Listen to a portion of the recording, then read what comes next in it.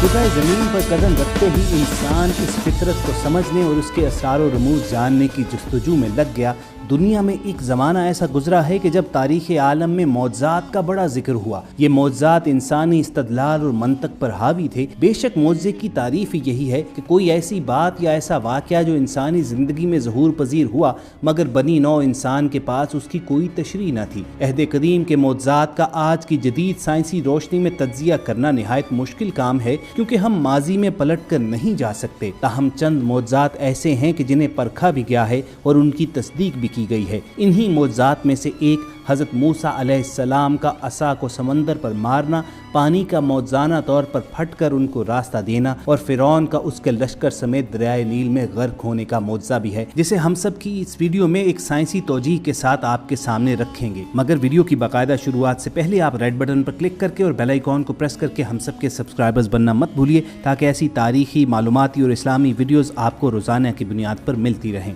ख़वातीन व हज़रात, फ़िरौन मिस्र के बादशाह का लक़ब था। हज़रत मूसा अलैहिस्सलाम जिस फ़िरौन के ज़माने में पैदा हुए उसका नाम काबूस इब्ने मसाब इब्ने रयान था। किरदार के लिहाज से ये फ़िरौन बाबुल के नमरूद का भाई ही था। दोनों ही ने खुदाई का दावा किया था। मौरखीन के मुताबिक जब आपकी उम्र मुबारक 80 साल के लगभग हुई तो अल्लाह ताला ने आप अलैहिस्सलाम को मनसब रसालत के लिए मुंतखब किया और खालिस तौहीद की तालीम फरमाई गई और फ़िरौन और उसकी कौम की हिदायत के लिए मामूर किया गया। हज़रत मूसा अलैहिस्सलाम ने मिस्र का रुख किया और अपने भाई हारून को साथ लेकर फ़िरौन के पास पहुँचे और उनके सामने दो मुतालबात रखे। पहला ये कि अपने आप को खुदा कहलवाना छोड़ दो और उस एक खुदा की बारगाह में झुक जाओ जो तमाम जहानों का मालिक है, और दूसरा मुतालबा ये कि बनी इसराइल पर जो जुल्म और सितम रवा रखा है उसे छोड़ दिया जाए। फ़िरौन जिसको सिर्फ अपनी हुकूमत और बादशाहत ही का गुरूर नहीं था बल्कि अपनी खुदाई और रबूबियत का दावा भी था, वो इस ज़रबे कलीमी को बर्दाश्त न कर सका और हज़रत मूसा अलैहिस्सलाम और बनी इसराइल पर जुल्म और सितम के पहाड़ तोड़ने शुरू कर दिए। हज़रत मूसा अलैहिस्सलाम सब्र और इस्तक़लाल के साथ दीन हक की तबलीग करते रहे। उसी दौरान ये हुक्म नाजिल हुआ कि बनी इसराइल मिस्रियों से अलहदा अपनी बस्ती आबाद करें और मिस्र से निकल जाएं। अल्लाह ताला ने हज़रत मूसा अलैहिस्सलाम को आगाह फरमा दिया कि फ़िरौन की तरफ से तुम्हारा ताक़ुब किया जाएगा,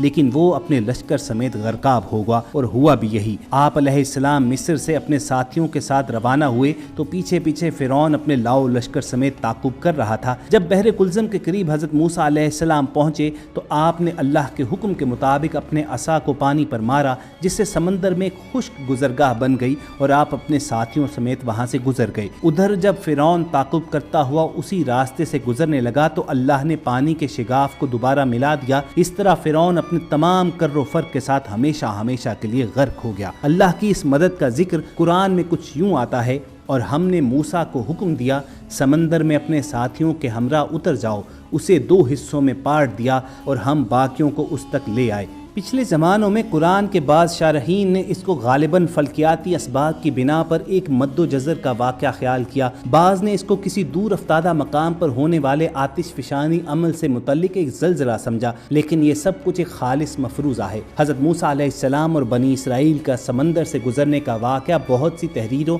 और साइंसी मुतालियों का मौजू रहा है। जदीद साइंसी तहकीक के मुताबिक साइंसदान समंदर के दो पार्टों में तकसीम के मुतल्लिक मानी खेज नताइज पर पहुँच चुके हैं और ये नताइज मुकम्मल तौर पर कुरान की मिसालों के ऐन मुताबिक हैं। दो रशियन साइंटिस्ट अलेक्जेरी एंड्रोसरस और नॉर्मन वॉल्जिंगर ने साबित किया कि हज़रत मूसा अलैहिस्सलाम ने समंदर के टुकड़े वाकई किए होंगे। इन दोनों साइंसदानों ने उन हालात की छानबीन की और इस मौजे की तस्दीक तक पहुँच गए। Bulletin of Russia academy of science में शाया शुदा एक मकाले के मुताबिक उस वक्त बहेरा अहमर में सतह के ऐन करीब एक समंदरी चट्टान थी। वहाँ से साइंसदानों ने हवा की रफ्तार और तूफान की ताकत का अंदाज़ा किया जो इस खुश्क चट्टान को ऊंचा करने को दरकार थी। यूं वाज़े हो गया कि हवा की रफ्तार 30 मीटर पर सेकंड ने समंदर को पछाड़ दिया होगा और चट्टान सामने आ गई होगी। वॉल्जिंगर के मुताबिक अगर हवा 30 मीटर पर सेकंड के हिसाब से सारी रात चलती रही होगी तो चट्टान खुश्क और सामने आ गई होगी। मजीद ये कि उस वक्त फ़िरौन के लश्कर की तादाद लगभग 6 लाख थी और उन्हें इस 7 किलोमीटर की चट्टान को पार करने में 4 घंटे दरकार थे,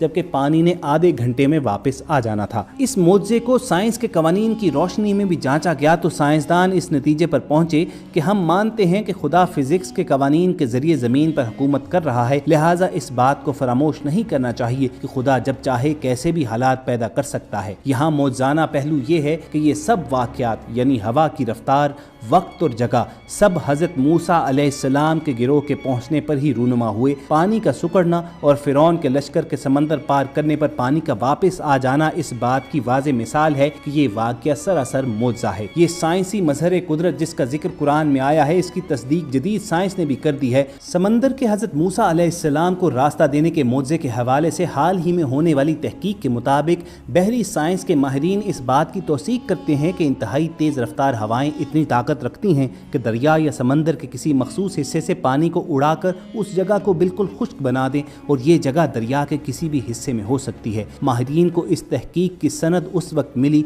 जब तारीखी मौसमियाती रिकॉर्ड के मुताबिक सन 1882 में ऐसे ही एक तूफ़ान ने दरियाए नील को एक बार फिर दो हिस्सों में तकसीम किया था और बीच में एक खुश्क रास्ता उभर आया था। तूफ़ान की शिद्दत कम होने के बाद पानी वापस अपनी जगह पर आ गया था और ऐसा ही एक और वाक़या चंद बरस कबल जज़ायर कैरेबियन में भी देखने में आया जब अरमा नामी तूफ़ान ने जज़ायर कैरेबियन में बहामास के इलाके में मौजूद समंदर बिल्कुल खुश्क कर दिया था और समंदर की तह एक रास्ते की सूरत नमूदार हुई।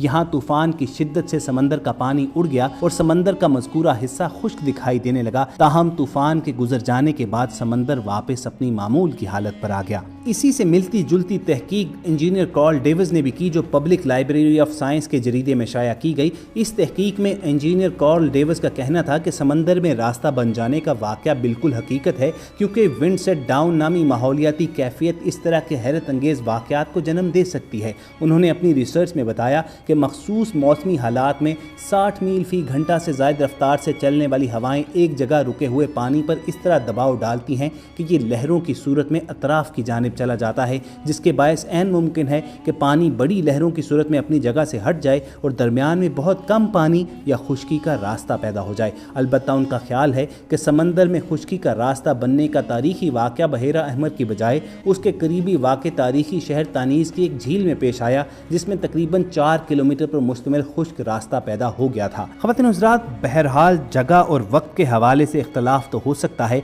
लेकिन ये तमाम साइंसी शवाहिद और इन तमाम साइंसदानों की रिसर्चेस ये साबित करती हैं कि वो कुरान करीम में बयान करदा हज़रत मूसा अलैहिस्सलाम के मुअज़्ज़े को मानते हैं और कुरान करीम की हक़ानियत का इतराफ़ कर रहे हैं। कुछ अर्सा कबल तक साइंसदान इसे महज अफसाना ही समझते रहे। अलबत्ता हाल ही में माहिरीन आसार कदीमा और मुहक्किकीन ने समंदर की तह में कुछ ऐसे शवाहिद दरियाफ्त किए कि मगरिब के नामवर साइंसदान भी इस वाक़े को हकीकत मानने पर मजबूर हुए। स्वीडन के साइंसदान डॉक्टर रेनार्ड मोलर तहकीककारों की एक टीम को लेकर बहेरा अहमर के सफ़र पर रवाना हुए थे। डॉक्टर मोलर की टीम ने मिस्र के साहिल पर एक मखसूस मकाम से समंदर की तह में कदीम आसार की तलाश का सिलसिला शुरू किया और वो तमाम हैरतनाक शवाहिद अपनी आंखों से देखे जो कदीम मुअज़्ज़े की गवाही आज भी दे रहे हैं। इस रिपोर्ट के मुताबिक समंदर की तह में आज भी टूटे फूटे रथ बिखरे पड़े हैं जिनके पहिए सोने के हैं और उसके आसपास हज़ारों साल पुरानी तलवारें और दीगर कदीम हथियार भी बिखरे पड़े हैं। जहां कदीम दौर के रथ और हथियार मिले वहीं इंसानों और घोड़ों की हड्डियां भी बड़ी तादाद में इकट्ठी मिली। डॉक्टर मोलर का कहना है कि इन अशिया का इसके सिवा क्या मतलब हो सकता है कि ये फ़िरौन के फ़ौज के रथ हैं और हड्डियां फ़िरौन के फ़ौजियों और उनके घोड़ों की हैं। उन्होंने इस मौजू पर एक किताब भी लिखी जिसका नाम द एक्सोडस केस है। डॉक्टर मोलर की इस तहकीक से पहले की गई मशहूर माहिर आसार कदीमा डॉक्टर रॉन वाइट की तहकीक पर भी मोहर तस्दीक सब्त होती है। डॉक्टर रॉन वाइट का कहना था कि उन्होंने फ़िरौनी फ़ौज के रथों और असलहे की समंदर की तह में पड़ी वाक़यात को खुद देखा था